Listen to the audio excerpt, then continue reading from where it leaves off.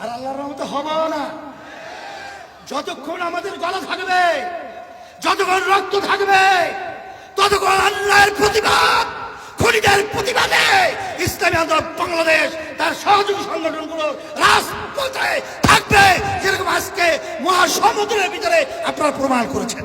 তাদেরকে বাংলাদেশের মসজিদে আর বসতে দেওয়া হবে না, হতে দেওয়া যায় না।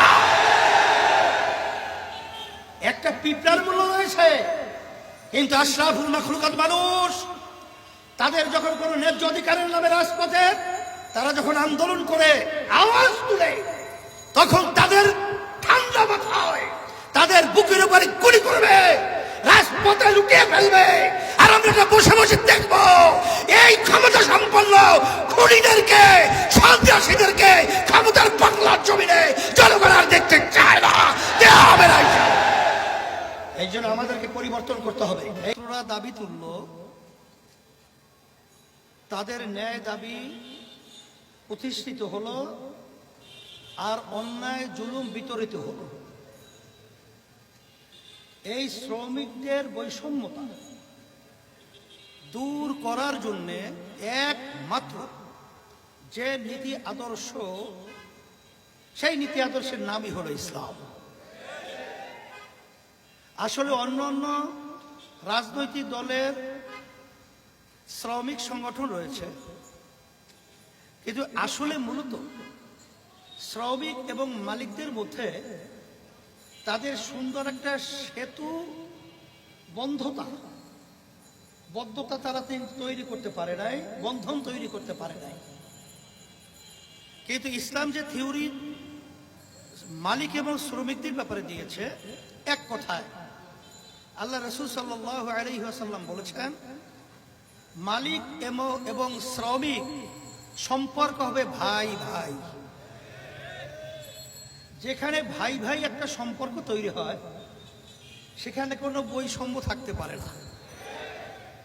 শুধু তাই নয়, আপনারা জানেন আল্লাহ রাসূল সাল্লাল্লাহু আলাইহি ওয়াসাল্লাম বলেছেন, শ্রমিকদের ঘাম শুকাবার আগেই তাদের পাওনা তোমরা পরিশোধ করো।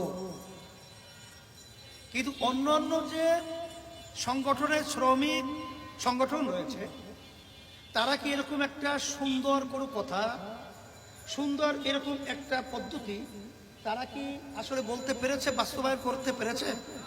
বরঞ্চ আমরা কি দেখেছি, দিনের দিন শ্রমিক তারা গরিবের পর গরিবই হবে, আর মালিক তাদের কাঁধে ভর করে দিনের দিন তারা একেবারে চূড়ায় উপরে উঠবে।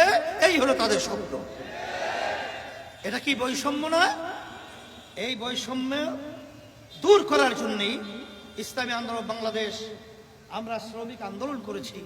আলহামদুলিল্লাহ, আপনারা লক্ষ্য করেছেন, এই শ্রমিক আন্দোলনের মাধ্যমে আমার এখনো পরিষ্কার মনে পড়ছে, বরিশালে যখন নাকি ব্যাটারি চালিত, যেটাকে বলা হয় আমাদের দেশে কি অটো, লক্ষ লক্ষ অটো আমাদের বাংলাদেশে আমার ভাইরা ওটা চালিয়ে তাদের জীবিকা নির্বাহের একটা পরিস্থিতি তৈরি করছে না। হঠাৎ একটা রায় তৈরি করেছে যে অটো রিক্সা চালানো যাবে না। চরমনাইতে আমরা মনে পড়ে, বরিশাল থেকে বড় এক আপনার প্রশাসনের আমার দায়িত্বশীল ভাই গেছিলেন, যে বলতেছিলেন, হুজুর এটা তো রায় হাইকোর্ট থেকে আসছে, এটা আমরা বন্ধ করে দেব। তখন আমি বলছিলাম, আপনাদের কথার সাথে আমি একমত নয়। কেন? কারণ এই অটো বাইকটা এটা আমাদের দেশের প্রোডাক্ট। এই প্রোডাক্টটা হলো বাহির থেকে আসছে। তা বাহির থেকে কে ঢুকাইছে? সরকার অনুমোদন ছাড়া এটা কি ঢুকতে পারছে? তাহলে সরকারকে ভ্যাট ট্যাক্স দিছে, দেশে কারা, চালায় কারা? যারা আমার রিক্সাওয়ালা ভাইরা ছিল, যারা নাকি মাঠে ময়দানে কাজ করত, যারা প্রতিদিন মজুরি কাজ করত, তারা তাদের হয়তো বা জায়গা বিক্রি করে, জমিন বিক্রি করে, ঘর বিক্রি করে তারা এই অটো বাইক কিনেছে। এখন তাদের জীবন একটা সুন্দর নির্বাহের একটা ব্যবস্থা করেছে। কিন্তু আপনারা তাদেরকে কোনো ক্ষতিপূরণ দিবেন না, তাদের কোনো কর্মসংস্থানের ব্যবস্থা করবেন না। মন চাইছে তো আপনি বন্ধ করবেন, এটা আমি হতে দেব না। আমি বরিশাল পরিষ্কার ভাবে বলেছি, যতক্ষণ পর্যন্ত এদের কোন সুন্দর ক্ষেত্র তৈরি, পরিবেশ, কর্মক্ষেত্র তৈরি করা না হবে ততক্ষণ পর্যন্ত এদেরকে বন্ধ করতে বরিশালের মাটিতে দেওয়া হবে না। আলহামদুলিল্লাহ পারে নাই। চিটাগেও কিন্তু সেই ঘটনা ঘটছিল, আরো অনেক জায়গায় কিন্তু এই ঘটনা ঘটেছিল। আমি আমার বিশেষ করে বাংলাদেশের অন্যান্য শ্রমিক ভাইদেরকে বলবো, আসেন, ইসলামী হলে একমাত্র আসলে বৈষম্য দূর করা একমাত্র নীতি আদর্শ। কারণ মালিক শ্রমিক ভাই ভাই, শুধু তাই নয়, ইসলামে এমন এক নীতি আদর্শ শিক্ষা দিয়েছে। ওমর ফারুক রাদিয়াল্লাহু তাআলা আনহু অর্ধেক দুনিয়া রাজত্ব করার পরেও তিনি উটের পিঠে ছিলেন, গোলাম উটের রশি টানছিল। ওমর ফারুক রাদিয়াল্লাহু তাআলা বলছিলেন যে এখন রশি টানছে উটের, সেও তো মানুষ, আর আমিও তো মানুষ। সে রোদের ভিতরে চামড়া পুড়ে কালো হবে, আর আমি উটের পিঠে শান্তিতে থাকবো, এটা হয় না। কিছুক্ষণ সে উটের রশি টানবে, কিছুক্ষণ উটের রশি আমি টানবো। এই হলো নীতি আদর্শ ইসলামের। সেই হিসেবে আমি বলবো, 53 বছর পরে হলো আজকে বাংলাদেশ স্বাধীনতা আবার নতুন ভাবে। আপনারা জানেন 5ই আগস্ট আমরা আবার দেশ স্বাধীন করেছি। আমি ব্যাখ্যা এখন বেশি দেব না, যেহেতু আমাদের সময় হয়ে আসছে।